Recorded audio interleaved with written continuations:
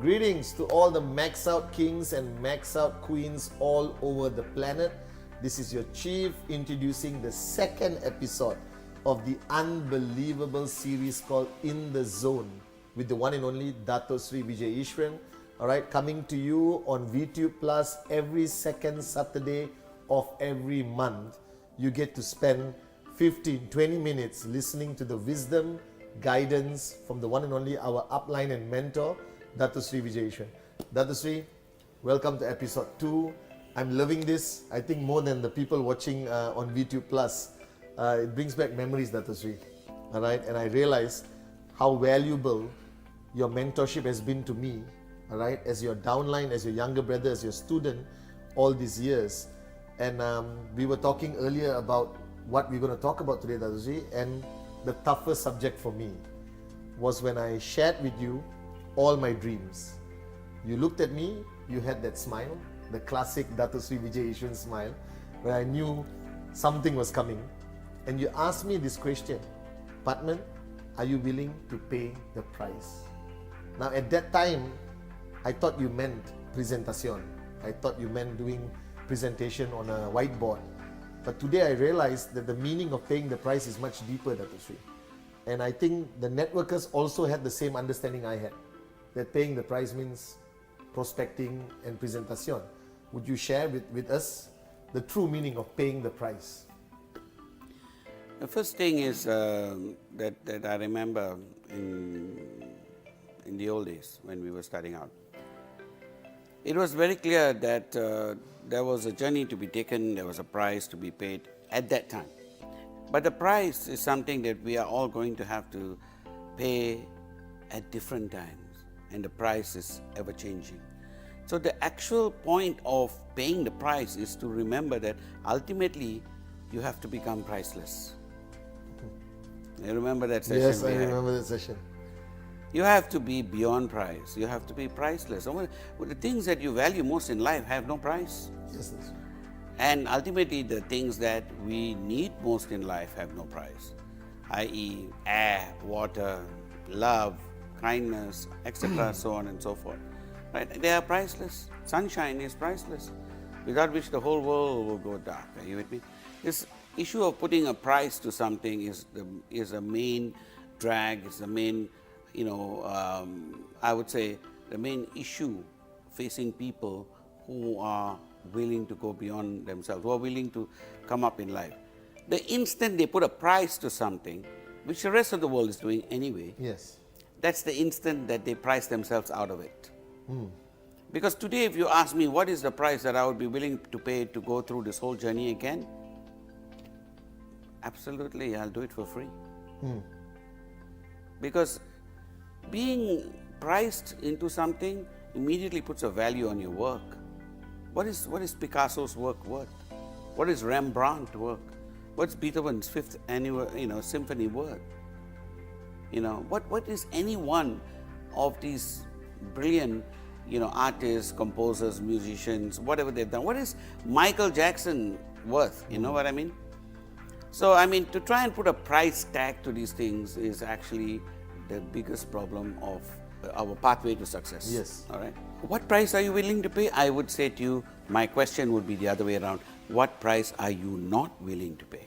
Yes, that's right. Because if you think in terms of, okay, I need X number of dollars in the bank, now you can quantify that and say, I need to have this kind of effort to reach that kind of, Yes. But if you take a look and say, I want the happiness of my children, I want the happiness of my wife and family, I want to be able to give them more than, they have today. I want to give them security, I want to give them education, where is your price? What's the price you're willing to do to get that done? There are parents all across the world sacrificing all kinds of things, selling the homes they were born in, going and giving blood donations, doing stuff like you wouldn't believe just so that the children can live better lives. Yes. So there is no price. There should never be a price. The question is, what price are you not willing to pay?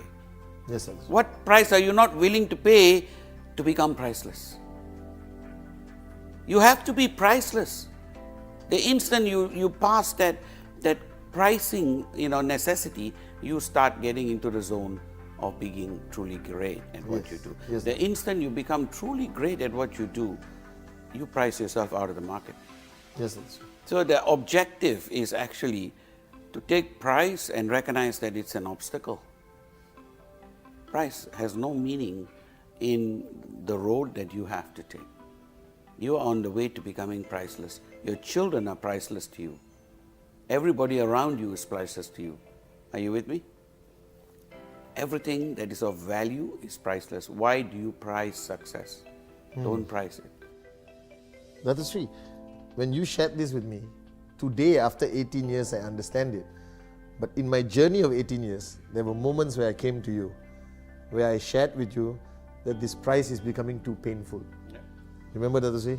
I still remember sitting down on the floor talking to you, and I said, I can't take this anymore.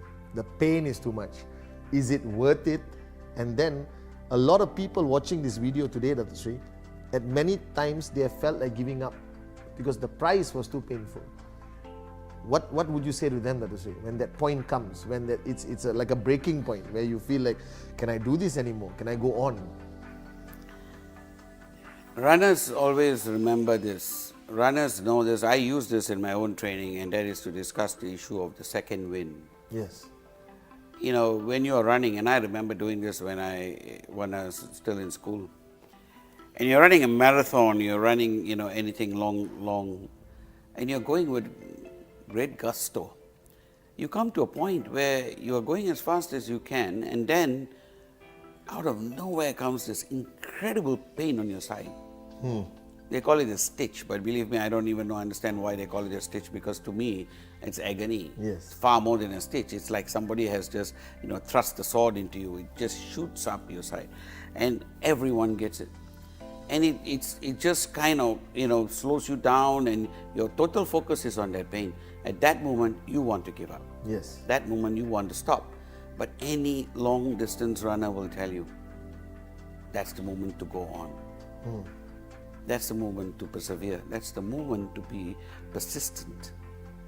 And that's the moment to persuade yourself that there is something beyond this pain.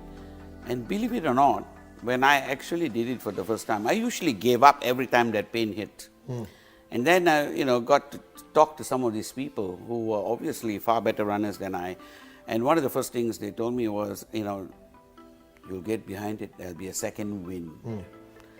So I pushed myself one time, and the pain was excruciating.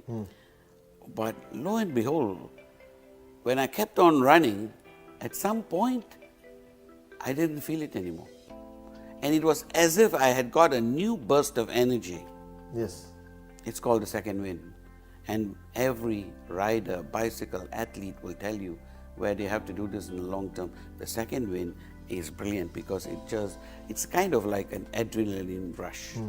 And it kicks in, and you get that kick that you're actually... Then I began to realize why these runners run like that. To me, it was madness that anyone would run 6 miles, you know. But then I began to understand there was a second wind and a third wind, and there's many other winds to come. So if that is how nature has structured our bodies, why do you think our lives would be any different? Of course, you have to take it to breaking point.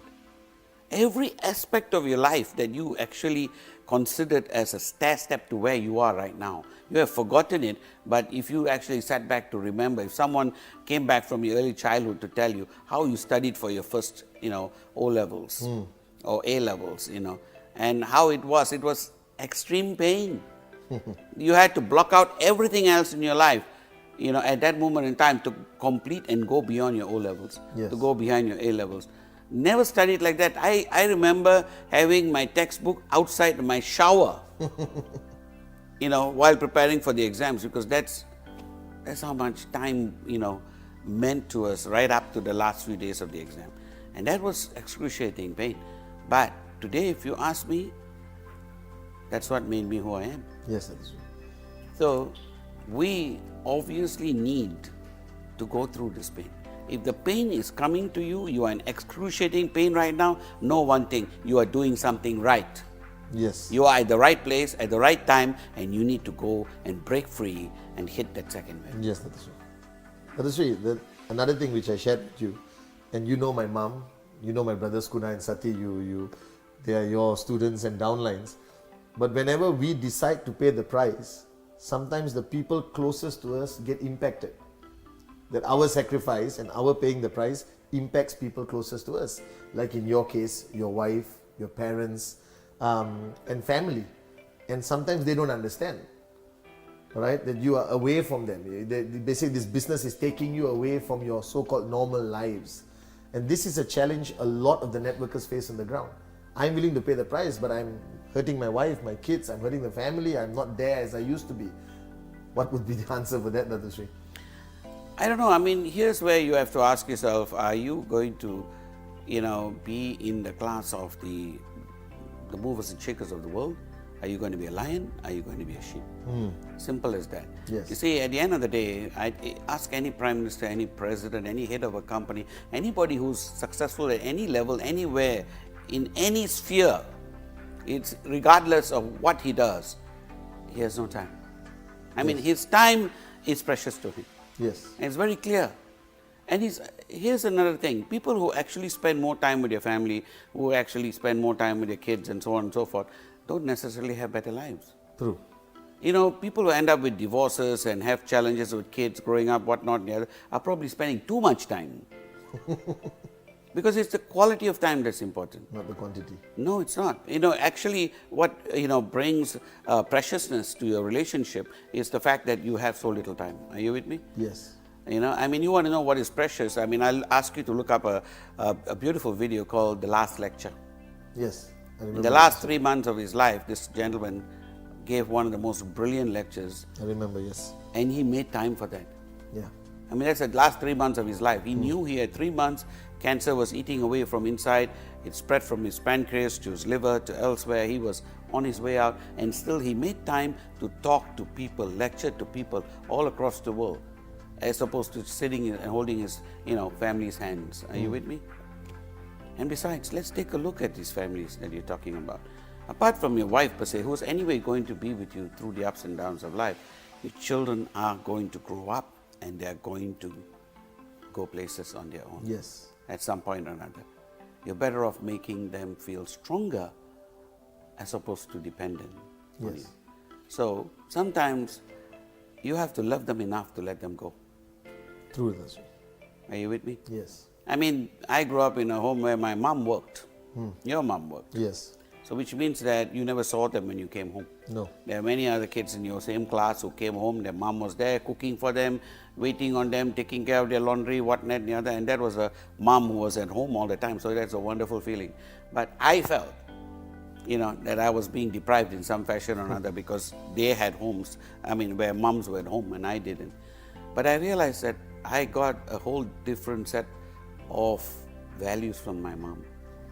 I grew up actually recognizing, number one, my mom drove, she was independent, she had her own bank account, she did everything by herself, and she was, self-sufficient. The first thing she taught me was independence. Yes. And I was extremely proud of her that she had gone out, got herself an education, become who she was, and a professional working mom, and taught me the value of that. So she taught me so many other different things. So I think you cannot quantify your relationships with people with time spent. Yes, that's right. And that's something that our networkers have to learn. Understood, Dato Sri. Dato Sri, thank you so much for this amazing second episode of Being in Your Zone.